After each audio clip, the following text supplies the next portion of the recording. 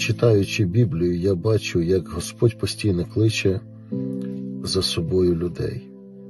Він кличе і тебе сьогодні за собою в цю гарну мандрівку з Господом, в твоє покликання, в твою долю.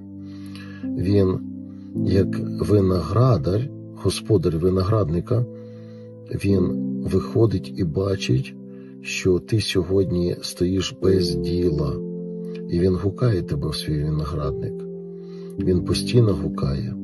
Він бачить людей, які сьогодні не мають справи Божої в своєму житті. І Бог гукає. Тому сьогодні Бог гукає тебе в свій виноградник. Він гукає тебе в твоє покликання. Він гукає тебе в твоє служіння. Він гукає тебе. Відкрий своє серце для Ісуса. Амінь.